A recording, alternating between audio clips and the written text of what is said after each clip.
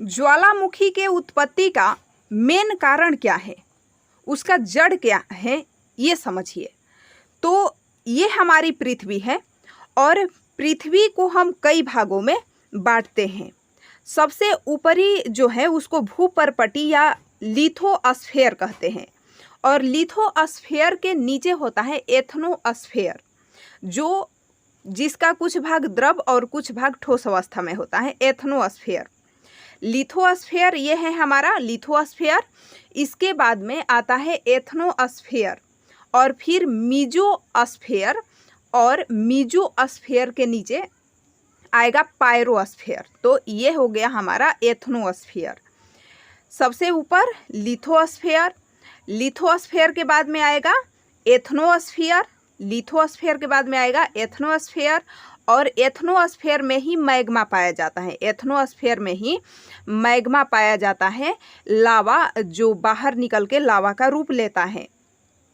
तो ये मैग्मा के कारण ही तो ज्वालामुखी उत्पन्न होता है। और ये जो मैग्मा है, तो मैग्मा गतिशील कैसे होता है, यहाँ पर रेडियो एक्टिव पदार्थ पाया जाता है। एथनोस्फेयर में रेडियो एक्टिव पदार्थ पाया जाता है और जब रेडियो एक्टिव पदार्थ की मात्रा बढ़ जाती है तो वहाँ पर ऊष्मा उत्पन्न हो जाता है, जिससे रेडियो एक्टिव पदार्थ गतिशील हो जाते हैं। और इस तरह से जहाँ पर धरातल कमज़ोर होता है उसे फोड़ करके और यह बाहर निकल जाता है, जिसे हम ज्वालामुखी के नाम से जानते हैं। जब तक ये ज्वालामुखी पृथ्वी के अंदर है तो उसे अंतःस्थलीय ज्वालामुखी के नाम से जानेंगे और पृथ्वी के बाहर आ गया तो वो बाह्य ज्वालामुखी, हमारा जो ज्वालामुखी है ये बन जाएगा। तो ज्वालामुखी भी दो प्रकार के होता है, एक पृथ्वी के अंदर भी ज्वालामुखी होता है और बाहर भी। तो यहाँ पर हम देख रहे हैं कि जो ऊष्मा है, तो ऊष्मा क्या होता है कि ऊष्मा गतिशील हो जाता है। यहाँ पर जो ये पदार्थ हैं वो गतिशील हो जाते हैं, जिससे ऊष्मा की उत्पत्ति होती है। और जब ऊष्मा की उत्पत्ति होती है तो ऊष्मा के कारण ये चट्टानों को तोड़ता है। जहाँ पर चट्टान कमज़ोर है वहाँ पर चट्टानों को ये तोड़ता है और बाहर निकल जाता है मैग्मा के रूप में। और जब ये बाहर निकलता है तो ये तो इसका पाइप है जिसे हम मैग्मा पाइप बोलते हैं। और उसके बाद में ज्वालामुखी पठार बनता है और ये जो ऊपर वाला भाग है ये लावा कहलाता है। मतलब इसका जो जब मैग्मा बाहर आ जाता है और हवा के द्वारा जम जाता है तो वो लावा कहलाता है। अब हम देखेंगे कि ज्वालामुखी कई प्रकार के होते हैं, मतलब कि इसमें जो पदार्थ है, जो ज्वालामुखी जितना कम गहराई से आएगा तो उसमें सिलिका की मात्रा ज़्यादा होगा, क्योंकि ऊपरी परत में सिलिका की मात्रा ज़्यादा होता है और सिलिका की मात्रा ज़्यादा होने के कारण चिपचिपाहट ज़्यादा होगा। और जब चिपचिपाहट ज़्यादा होगा तो वो ज़्यादा दूर तक फैलेगा। इस तरह से बहुत बड़ा बड़ा ज्वालामुखी का निर्माण होगा। तो और छोटे ज्वालामुखी का निर्माण कैसे होता है, तो वहाँ पर जब लावा नीचे से आएगा तो उसमें सिलिका की मात्रा कम होगी और जब सिलिका की मात्रा कम होगी तो यहाँ पर हम देखेंगे कि जब सिलिका की मात्रा कम है तो वो कम चिपचिपा होगा और जल्द ही वो कठोर चट्टान में परिवर्तित हो जाएगा, तो वो ज़्यादा दूर तक फैल नहीं पाएगा। तो सिलिका की मात्रा ज़्यादा होता है ऊपरी चट्टान में जब ज्वालामुखी ऊपर से आ रहा है, और जितनी ही गहराई से ज्वालामुखी आएगा तो वो उतना ही कठोर चट्टान जल्द कठोर हो जाएगा और थोड़े ही दूर में वो कठोर हो जाएगा, वो ज़्यादा दूर तक फैलेगा नहीं क्योंकि उसमें चिपचिपाहट कम होगी। तो गहराई से जो लावा आने वाला है वो हम यहाँ लिख लेते हैं कि जो लावा गहराई से आता है, तो गहराई से आने वाले लावा के कारण यहाँ पर जो चट्टान बनेगा वो छोटा चट्टान बनेगा, और जो लावा बाहर से आ रहा है तो उसके कारण बड़ा चट्टान का निर्माण होगा। तो ये हमने ज्वालामुखी के बारे में जाना कि ज्वालामुखी क्यों कई प्रकार के होते हैं। अब हमारा धरातल भी धरातल का उच्चावच है कई प्रकार से है। तो कहीं पर धरातल उठा हुआ है यानी पठार है, तो पठार का निर्माण हुआ है। ऐसे ही धरातल से नीचे जो धरातल के नीचे जो फोर्स लगता है उससे। और हम यहाँ पर देखेंगे कि जो वैसे ही हमारे धरातल पर गर्त पाया जाता है, जो गड्ढा है, जैसे नदी घाटी है तो वो अवतलन के कारण, तो अवतलन और उत्थान ये सभी भी प्रक्रियाएं चलती रहती हैं। तो बहुत सारी प्रक्रियाएं ऐसी होती हैं जिनका तो हमें अनुभव ही नहीं होता। ज्वालामुखी का अनुभव तो हम करते हैं, ये आकस्मिक प्रक्रियाएं कहलाती हैं। लेकिन ऐसी भी प्रक्रिया है जिनका हमें अनुभव नहीं होता, जैसे कि हमारा जो समुद्र का तल है वो बढ़ रहा है और हमें उसका आभास तक नहीं होता। समुद्र का तल हमारा बढ़ रहा है और हमें उसका आभास तक नहीं होता। तो आखिर क्यों हमें आभास नहीं होता? क्योंकि समुद्र के तल में जो ज्वालामुखी उठ रही है वो प्रक्रिया बहुत ही धीमी है। और हम वैसे ही देखेंगे कि ये जो चट्टान है, चट्टानों का निर्माण होता है या ज्वालामुखी से ही ये चट्टान निर्मित होते हैं। लेकिन ज्वालामुखी भी कई प्रकार के होता है। एक दरारी उद्भेदन होता है जिससे हमारा जो समुद्र तल है वह बढ़ता जाता है। तो भूपरपट्टी हमारा जो है ऊपर का, ये भूपरपट्टी या पृथ्वी, तो हम देखेंगे कि ये ज्वालामुखी जो है ये भूपरपट्टी के ऊपर भी होता है, भूपरपट्टी के नीचे भी होता है ज्वालामुखी, धरातल के नीचे भी होता है। अगर हम कहीं पर ओपिन गलाना होता है तो पता चलता है कि नीचे पर्वत है, पहाड़ है, जिससे ओपिन नहीं हो पा रहा है। तो उसी तरह से ये जो हमारा धरातल है उसमें कई उच्चावच पाए जाते हैं कई जगहों पर। अब हमने ये तो जान लिया, लेकिन हमारे जो समुद्र तल है तो अब हम जानेंगे कि जो महासागरीय द्वीप होता है और महासागरीय प्लेटें और महाद्वीपीय प्लेटें, तो महासागरीय और महाद्वीपीय प्लेटों के बारे में हम विस्तार से जानेंगे। तो ऐसे महासागरीय प्लेटें जो हैं वो भारी होंगी क्योंकि वहाँ पर जल है और वो जो महासागरीय प्लेट बनी है तो वो बेसाल्ट चट्टान से निर्मित है, तो वो भारी होती हैं। जबकि महाद्वीपीय चट्टान वो हल्के होते हैं, महाद्वीपीय प्लेटें हल्की होती हैं। इस तरह से हमारे पूरी धरातल पर, ये पूरी पृथ्वी पर 6 बड़ी बड़ी प्लेटें पाई जाती हैं और छोटी प्लेटों की गिनती करेंगे तो अधिक हो जाएंगे। तो बड़ी प्लेटें और छोटी प्लेटों में उसे विभाजित किया जाता है। तो हम जानते हैं कि धरातल के जो ऊपरी परत है जिसे हम क्रस्ट कहते हैं, ये ऊपरी परत किस पर तैर रही है? हमारे धरातल की ऊपरी परत लिथोस्फीयर यानी निचली परत जो है उस पर तैर रहा है। अस्थिनोस्फीयर लिथोस्फीयर पर तैर रहा है, या ऐसे कहें कि हमारा क्रस्ट जो है वो मेंटल पर तैर रहा है और क्रस्ट कई भागों में टूटा हुआ है, जिससे ज्वालामुखी के कारण उद्गार हुआ और दरार पड़ा बीच में, और ये भाग टूट करके एक दूसरे से दूर जाने लगे और बीच में महासागर की उत्पत्ति हुई इसके कारण। तो बीच में महासागर बना जहाँ से दोनों तरफ से ये महाद्वीप एक दूसरे से दूर चले गए। तो लेकिन ये महाद्वीप कहीं ना कहीं पर एक दूसरे से मिलते भी हैं, यानी एक महाद्वीप दूसरे महाद्वीप के नीचे गल भी रहा है, एक प्लेटें दूसरी प्लेटों के नीचे गल भी रहे हैं। तो ये एक दूसरे से दूर भी जा रहे हैं और दूर जा करके किसी के प्लेटों के पास भी जा रहे हैं।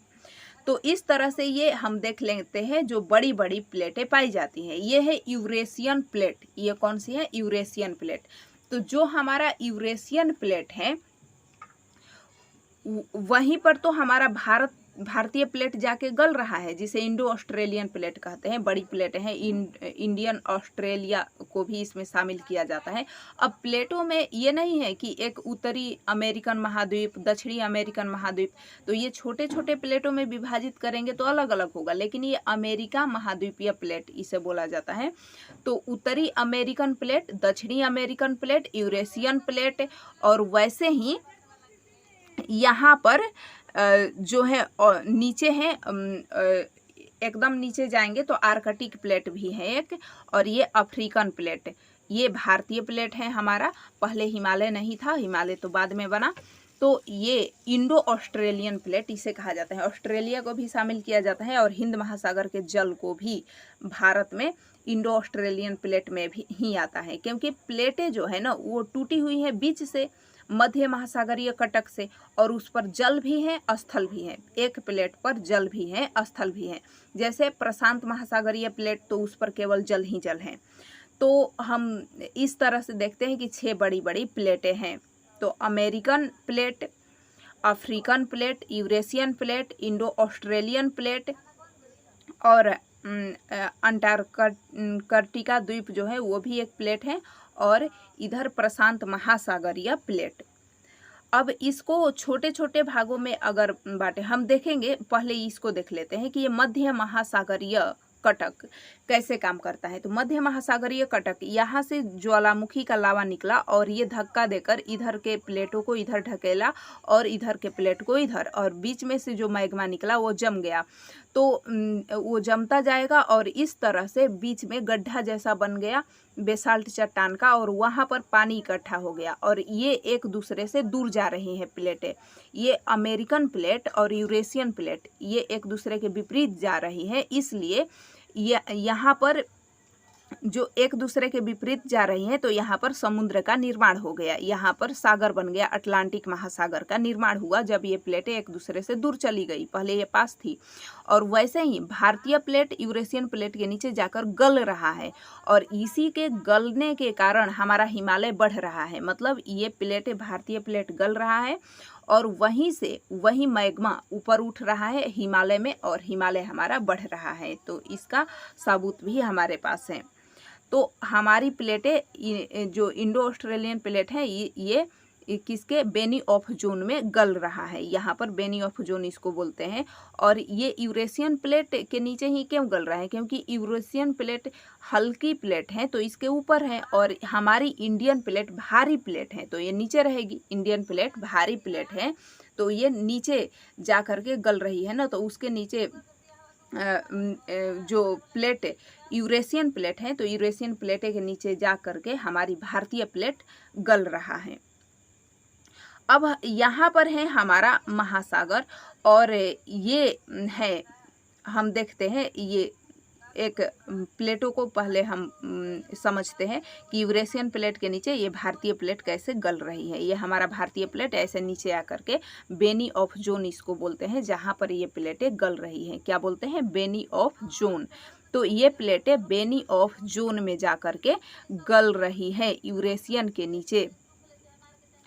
तो यहाँ पर हो गया बेनी ऑफ जोन, और यहाँ पर पहले टेथी सागर का मलबा था जिसे दबाव पड़ा दोनों तरफ से, तो वो हलवा की तरह उठ गया ऊपर, और इस तरह से हमारा हिमालय पर्वत बन के तैयार हो गया, जिसे बलित पर्वत कहते हैं। ऐसे ही बलित पर्वत विश्व में बहुत सारे, जो उत्तरी अमेरिका में, दक्षिणी अमेरिका में जो रॉकी पर्वत श्रेणी है, एंडीज पर्वत श्रेणी है, वो भी बलित पर्वत ही है।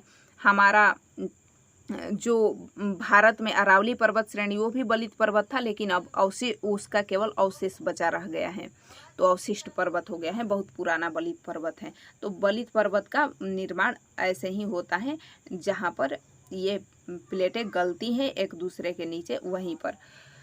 तो ये प्लेटें कई प्रकार के होती हैं। संरक्षी प्लेटें, और संरक्षी, एक प्लेट को संरक्षी किनारा कहते हैं, जो प्लेटों के किनारा है जहाँ पर प्लेटें गल रही हैं तो उस विनाशी प्लेट है, और जहाँ पर ये नहीं गल रही हैं वो संरक्षी प्लेट हैं। और रचनात्मक प्लेट, ये जो बीच वाला मध्य महासागरीय कटक में यहाँ पर रचनात्मक, ये इसे हम बोलते हैं रचनात्मक प्लेट। तो यहाँ पर हम देखते हैं कि कहीं पर अपसरण हो रहा है, कहीं पर अभिसरण। जहाँ पर समुद्र बन रहे हैं तो ये प्लेटें अपसारित हो रही हैं, एक दूसरे से दूर जा रही हैं, तो इसे अपसारी कहते हैं। और अभिसरण कहाँ हो रहा है? इंडियन प्लेट यूरेशियन प्लेट के नीचे जा रहे हैं, तो वो अभिसारी हैं। अब यहाँ पर देखिए कि ये हम देखेंगे कि जो ये महासागर है ये प्रशांत महासागर है। महासागरों का नाम लिख लेते हैं। तो ये प्रशांत महासागर है, ठीक है, प्रशांत महासागर। और प्रशांत महासागर ये हमारा पश्चिम में है, प्रशांत महासागर पश्चिम में है। ऐसे मैप में बनाया है तो ये पूरब दिख रहा है, लेकिन ये है तो पश्चिम में ही। सबसे बाद में प्रशांत महासागर आता है। ये हिंद महासागर है हमारा, और ये अटलांटिक महासागर। तो ऐसे ही महासागरों का निर्माण हुआ जब प्लेटें एक दूसरे से दूर गई। पहले ये सभी प्लेटें एक पास थी, तो ये अटलांटिक महासागर हमारा बन गया, हिंद महासागर बन गया, प्रशांत महासागर बन गया। तो इसका निर्माण तो बाद में हुआ है। ये मध्य महासागरीय कटक के वजह से हुआ है, जब दरार पड़ी और ये प्लेटें एक दूसरे से दूर चली गई, और उस दरार में जो हमारा महासागर है उसके नीचे, उसके तली में बेसाल्ट चट्टान का लावा है, क्योंकि ये लावा से ही तो निर्मित है पूरा, ज्वालामुखी के चट्टान से। ज्वालामुखी की चट्टानें लावा निर्मित करती गई और एक दूसरे से दूर इन प्लेटों को ढकेलती गई, और इस तरह से पूरा तली ये बेसाल्ट चट्टान का बना हुआ है। तो समुद्र का पानी कहाँ है? बेसाल्ट चट्टान के ऊपर है। तो इस तरह से हमने सभी महासागर को देख लिया। जो अटलांटिक महासागर है उत्तर में है, और अंटार्कटिका महाद्वीप दक्षिण में है। अंटार्कटिका महाद्वीप है दक्षिण में, और अटलांटिक वो महासागर है उत्तर में। और ये बीच में अटलांटिक महासागर, ठीक है, हिंद महासागर इधर, प्रशांत महासागर पूरब में। प्रशांत महासागर को उत्तरी प्रशांत महासागर, दक्षिणी प्रशांत महासागर में बांट दिया जाता है फिर बाद में, क्योंकि ये बीच से भी टूटा हुआ है। और वैसे ही उत्तरी अटलांटिक महासागर दक्षिणी अटलांटिक महासागर में बांट दिया जाता है। 0 डिग्री भूमध्य रेखा से दक्षिण वाले को दक्षिणी अटलांटिक महासागर बोला जाता है, और उत्तर वाले को उत्तरी अटलांटिक महासागर। वैसे ही ये अंटार्कटिका है हमारा, तो अंटार्कटिका महाद्वीप है, हम जानते हैं। तो हिंद महासागर हमारा यहाँ पर है। इस तरह से हमने सबको समझ लिया कि ये किस तरह से महाद्वीप और महासागर का निर्माण हुआ है। और प्रशांत महासागरीय पेटी में पूरी प्रशांत महासागर के किनारे किनारे ज्वालामुखी ही दिखेगा, क्योंकि वहाँ पर ज्वालामुखी का उद्गार होता है। तो ज्वालामुखी, सबसे अधिक ज्वालामुखी प्रशांत महासागर में ही देखने को मिलता है, क्योंकि वो जो प्लेटें हैं ना, तो वहाँ पर प्लेटें टकराती रहती हैं और ज्वालामुखी उत्पन्न होता रहता है।